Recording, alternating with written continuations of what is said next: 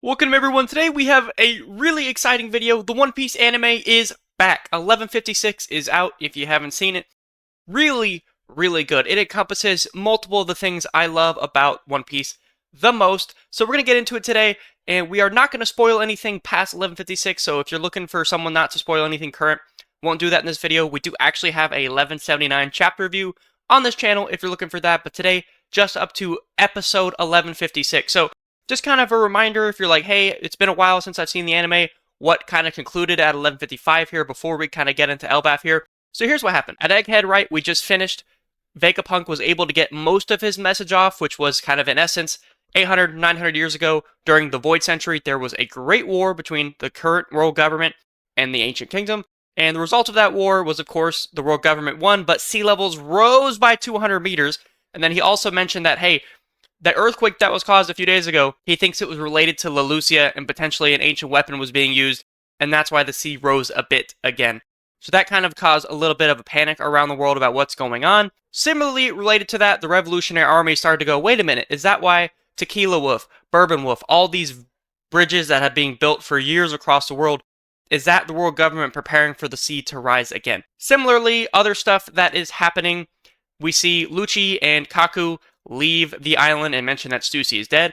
We see Saturn leaving the island with a lot of the vice admirals. He's talking to a bunch of them, including Doberman, who's like, hey, by the way, what did Vegapunk mention? Is that true? And then we see Saturn strike Doberman down. And then we see Saint Figurlin Garland coming to the Hall of Power, who is the commander of the Holy Knights.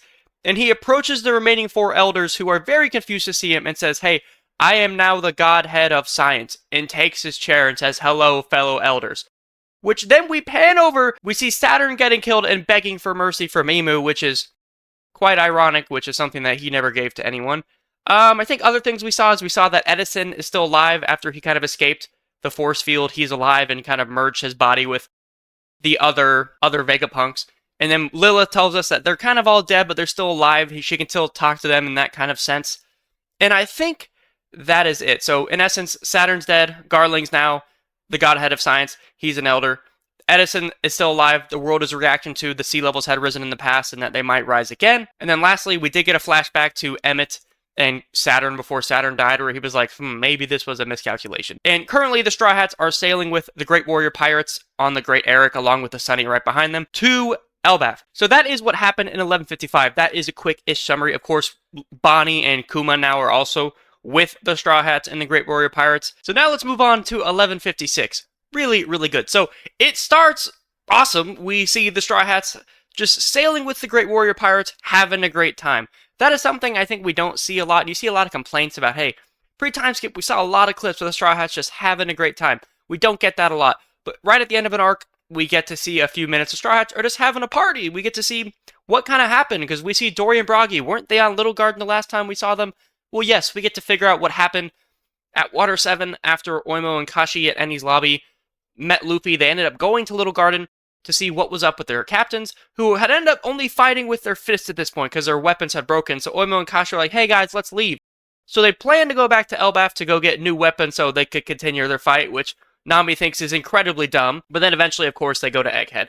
We see a lot of food being eaten, and then one of the giants offers some of the Straw Hats this green fairy drink, which apparently causes hallucinations, which after Chopper drank, he just starts to spit it out because he's panicking. So this was a great scene, just the Straw Hats having a good time. And then we see Brook breaking out New World, which I hadn't heard in forever, and it's really good. And then we cut to, sorry, I had an itch, Gartel Island in the New World more than a month ago. Ooh, we haven't seen that island. What's going on? We see Bartolomeo, and what is he doing there, you ask? Well, he fought a town thug, and now he's selling Luffy gear to the townspeople. Very on brand. And the townspeople are like, hey, what are you doing? Don't you know whose territory this is? And whose territory it is, you might ask.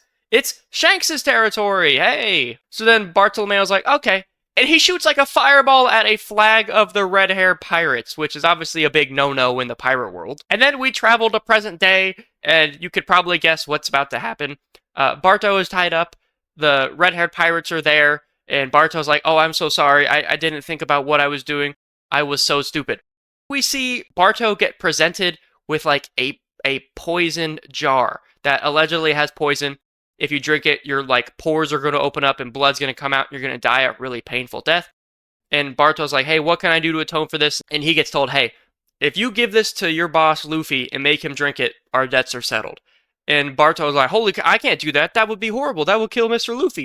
So he then just like reaches forward and just like bites it and drinks it all for himself. We get a really interesting scene here. And of course, he thinks he's going to die as the rest of his crew is crying.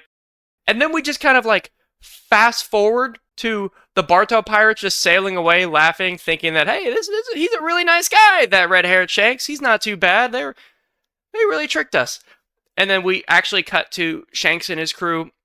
They're just like Shanks is like, huh, Luffy's well respected, huh? And then we get a really weird scene. And it kind of seems like, okay, Shanks is going to let them sail away. He's one of Luffy's friends, so he doesn't care. But then Yasopp pulls up and is like, no.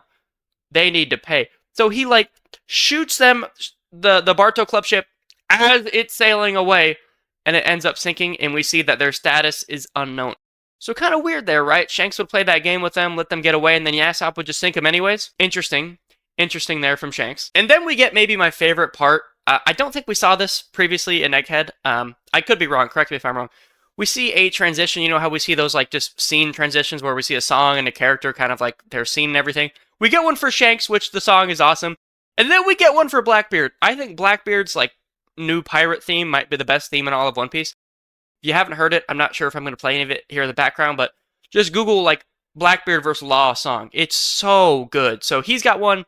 Shanks has his one. It's really catchy. And then we cut over to Hachinosu. Now, if you don't remember like what happened to Hachinosu recently, Garp got captured, Kobe got freed, Moria escaped, Garp got captured, which I made a whole video about how I think that's really, really important coming up in the future if you want to look at it. We cut to Hachinosu and Blackbeard is returning. He was gone. Remember when all that happened? He wasn't there. It was like Shiryu, Aokiji, Alvaro, Pizarro. We see that Blackbeard was gone. Also, Katarina Devon and Van Augur were gone. They were on Egghead touching Saturn, which now Saturn is dead. We can assume that with Devon's fruit that she was going to turn into Saturn and potentially maybe use him to get into Marijois. We don't know. But of course, Saturn's dead now, and they don't know that. So that could be really weird in the future. If they try to infiltrate Marijois as Saturn, who is no longer alive, that could be something that happens. They're returning with Caribou, because Caribou remembers like, hey guys, I have a secret. You have to take me to Teach. And they didn't want to, but they called Teach, and he was like, yeah, you should do it. And the secret that Caribou has is, of course, he knows the location of 2 ancient weapons. He knows that Pluton is at the bottom of Mount Fuji in Wano underwater, and he knows that Poseidon is really Princess Shirahoshi. So he's going to tell those secrets to Blackbeard, we think. Blackbeard arrives, and he's really pissed. He's like, you guys let Kobe go, you guys let Moria go, and he's really pissed off at Alvaro Pizarro. And then he talks to Kuzan, he's like, oh, you captured Garp, great job, Kuzan. Kuzan's like, well, it was really all of us, because I guess Kuzan's nice like that, gives a bunch of credit. And then, as I had mentioned, Katarina Devon, Caribou, and Van Augur also arrive. And then we get an amazing scene. As Blackbeard's just kind of still talking to all of them, seeing what's going on, we see Jesus Burgess be like, hey, Teach, come here. There's something I got to show you. And he looks out like one of the eyes of the top part that's like a skull. And he looks out, and all of his pirates are like, yo, it's go time, right? Because if you remember, Vegapunk's message kind of reinvigorated everyone to go find the One Piece and learn about what's happening with the world. And all the pirates, we see Blackbeard's theme playing, and they're all just getting like hyped up about going for the One Piece. Literally kind of like shooting guns, jumping in the air. And it's a pretty cool scene. For a villain, like the gang got pretty hyped up, and I was kind of getting hyped up with him because it was pretty entertaining. And then we cut over to him holding pudding, so just a remembrance that they also have pudding. Van Augur and Kuzan went into Big Mom's territory, took out Cracker and captured pudding. So that's the thing that happened. We don't know why that happened yet, but that is something that has happened, and they retold us here basically by showing her there. And then we cut to Lafitte. I always love when we get a cut to Lafitte because I think he's just a really interesting character that we don't get enough time on. And he's telling Blackbeard like, hey, the Celestial Dragons are getting starved out. The Revolutionary Army is doing a really good job. Even if food gets to Marijois at the bottom, the gondolas are just exploding when they're trying to get up top. So basically Blackbeard is kind of learning about what's going on in the world there. And then I think I did it a little bit out of order, sorry. And then Katarina Devon and Van Augur arrive with Caribou. We don't see them talk to Teach at all. That doesn't happen. And then we get to the last final scene of 1156. It's been 2 days now since the Great Eric has left Egghead with the Straw Hats and the Great Warrior Pirates. But guess what? The Sunny is no longer there. We don't actually see all the Straw Hats and the Sunny. Apparently, some of them are missing. We don't see Zoro, we don't see Sanji, we don't see Luffy, we don't see Nami. They're missing, and so was the Sunny. And no one seems to know what happened, and they were just sailing in like the middle of the ocean. So everyone's wandering around, really confused, have not reached Elbaf yet, even on the big ship that they're on. And then we get to the credits, and then you go past the credits, and we see just like Nami slowly waking up. Someone's calling her name, and it looks like when she wakes up, she's in some different outfit in some castle. And then we have no further information about what's going on. Yeah, so in summary, right, the Straw Hats were just sailing on a ship, and they were partying. We cut away from them, and when we cut back, some of them are gone. Nami just wakes up in some random castle, and the Sunny's also gone. So really, really exciting stuff here. A lot of really fun scenes. We got to see the Straw Hats party. We got to see the Blackbeard pirates like get super hyped up, which was a really entertaining scene from my POV at least. Also got a little bit of Shanks in there. We don't get a lot of Shanks, even in nowadays where we get more than we did in the past. And yeah, that's 1156 summarized. Are you guys excited for Elbaf? We're going to get there pretty soon. I myself am very excited for Elbaf in animated form because it's something that's current. A lot of exciting stuff going on. That'll be it for this one. Also, if you didn't know, there's a Lego One Piece Netflix animation coming out. Yeah, I made a review of the trailer and like an in-depth look at it as well. So if you want to watch that, that's on the channel. Also some recent chapter reviews as well. Just shouting out some of the videos on the channel. And that's it. If you guys leave a like and sub, it would help a lot. I appreciate you watching, and I'll see you tomorrow.